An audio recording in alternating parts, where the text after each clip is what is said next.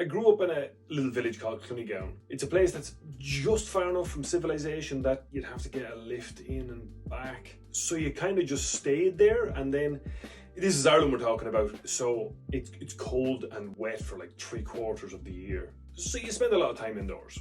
And if I wasn't reading Max Power or listening to Eminem, I was playing video games. Talking GoldenEye, Banjo-Kazooie, Ocarina of Time, Grand Theft Auto, Gran Turismo, Mario Kart, Halo. All these games, like, I played them so much that they meant something to me. I genuinely must have played through Vice City and Ocarina of Time 100 times between them. Then around my late teens, I discovered something. Girls. I stopped playing video games when you're supposed to stop playing video games, by the way. Nah, but all jokes aside, I got a job, I got a car, and my attention was elsewhere. Girls. So skip forward nearly a decade, I've been through a boom, a global financial crisis, a trip to Australia, I have a girlfriend now. I'm back in college, and I'm living with my girlfriend and my best mate, and we're like, do you know what could be fun? Let's have a game of Mario Kart. All of a sudden I'm on like 15,000 VR. I'm looking up the world record time trials for Rainbow Road, trying to perfect it. I got 7 of my college mates coming back and we're playing 8-player Smash Bros. on my lunch break and after college. I even took part in a couple of Smash Bros competitions. I came second in one, won a Lucina amiibo.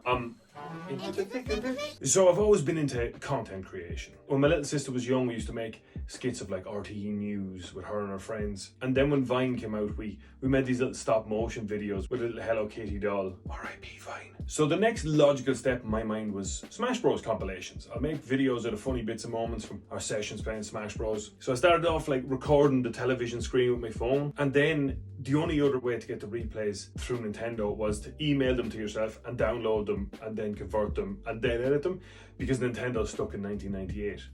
So I did that. I eventually bought a capture card so that I could record the gameplay directly onto the laptop. So now it's 2018, Fortnite is the biggest thing in the world, Twitch is blowing up, people are making careers out of video games, Ninja is playing with Drake. And for context, the video game industry makes more than the music industry and the movies industry combined. So I grabbed my capture card, I downloaded Streamlabs onto my laptop, I bought a $16 webcam, a $50 mic, and I started streaming Fortnite on the Nintendo Switch. It really was that simple. If you've got a really good laptop and internet, you can get the rest of the stuff pretty cheap and you can get streaming. So this is what a day would look like. I'd finish work around 3:30, get home for 4, make myself a coffee and sit down and stream for 2 hours before my girlfriend got home from work. I'd say for the first maybe 2 weeks I was streaming to 0 viewers on average. And it's hard to stay motivated because if someone comes on, you want to be chatting already so that they feel like they can interact. You can't just sit there playing away and not talking. So that first couple of weeks is really a good test, and I was having a lot of fun with Fortnite at the time, so that I'd go back over the stream afterwards and I'd clip some of the funny moments or the cool eliminations I'd get and I'd post them on Reddit. And so with time I went from like 1 average viewer to 2 to 3 to 4 to 5, and the Twitch affiliate program requires that you have 3 average viewers for X amount of time. And when I got that, that really was a feeling of accomplishment and progress, that you're making it. So then I started hosting competitions at the weekend. We do skin giveaways and the numbers were building at this stage. On the weekend I could get anywhere from 15 to 25 people watching, and then the rest of the time I was getting up around the 10. And bear in mind, if you have 5 average viewers, you're classed in the top 3% of Twitch streamers. So things were going well. I upgraded the microphone to a Blue Yeti, I got a better webcam, and then disaster struck. Nah, not really. So my girlfriend got a promotion at work and it meant that she had to work from home and she needed a good laptop for that, so I gave her my laptop. So then I didn't have a streaming laptop, and even if I did, I couldn't just be sitting in the other room shouting, "He's one shot," while she's trying to work in the other room. So now it's late 2020. We're in the middle of the thing that rhymes with Bobid. I don't want to get demonetized. And I said, feck it, I'll give it one good go. I've got my savings from Australia. There's little or no work out there. You can't spend your money if you want to. At the time, Warzone was blowing up and I was pretty good at it. If you're a Warzone fan, I had about 100 wins in the first maybe 4 or 5 months.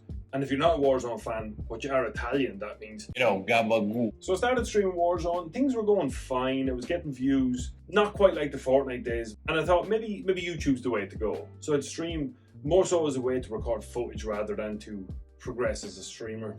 I started making tutorial videos. They're some of my most viewed videos, but it's hard to be at the cutting edge of tutorial videos. You kind of need a gaming PC to record frame data and really hammer out the stats. So then I tried to make like team banter videos, me and the boys having the crack, or getting the stride, kind of fun videos with the lads. and they didn't do very well views-wise, I'd say, just because I didn't have an existing fan base there. And then I tried the meme videos, and these were both the most fun to make and edit, and they did well views-wise. Some of my favourite videos I made are meme videos. But by this stage, Warzone had got into a pretty bad place with cheaters and skill-based matchmaking, so it was very hard to get good footage. Whereas before, maybe 3 or 4 hours would have got enough for a video. Now you'd nearly want to play 8 hours just to get a couple of good clips. And it was a similar situation with Fortnite, where the lobbies you were getting into were very sweaty and it's hard to get fun footage from.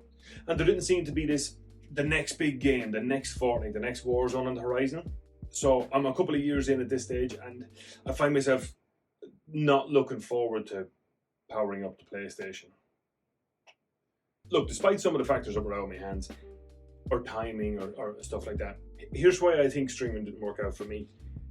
Two main reasons are I wasn't consistent enough, and I didn't choose a path. So for weeks, I'd stream for 6 hours a day, every day. And then all of a sudden I'd be focusing on YouTube. I'd spend 3 days coming up with a tutorial and release it, and I'd do fine. And then I think, maybe streaming was the way. So I'd jump back in half-heartedly. And then I'd release the meme video, get good views, and I'd be like, oh yeah, this is the way to go. And then I'd spend 3 days trying to get footage for the next one, fail miserably, and then I'd just stop streaming and editing for 5 days. And then I'd come back with a new idea. And that's just not good enough. You can't expect your fans to just be waiting for you at the drop of a hat.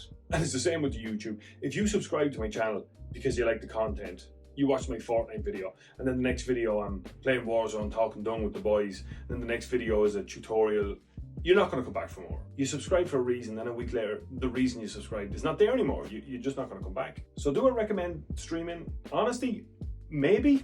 If you're passionate about games, if you're disciplined, and you have the desire to stream, then I'd say give it a go. I'd recommend buying as much of the hardware as you can secondhand. Like if you've already got a good laptop and good internet, then you can get set up pretty cheap, and buying it secondhand means if it doesn't work out, you can just sell it and not lose any money. But do understand, it's not always going to be fun. You'll stream to no viewers, or you'll stream to a few viewers with nobody's typing in the chat. You'll have a session where you don't get a single elimination, or first place, or victory royale. And you have to be able for that. You have to be okay with that. But I don't regret it. I learned a lot, especially learning how to edit videos properly. That's going to stand to me. And that's why I started this channel. So I want to keep creating content. So I wanted to make a channel where I create content about stuff that I find interesting or funny, and make a video that if I stumbled upon it, I would watch and enjoy. And I just hope that there's enough people out there with the same sense of humor or interests as me. So if you do like this video or my other videos, please subscribe, and a like would be great. And yeah, I hope that was helpful.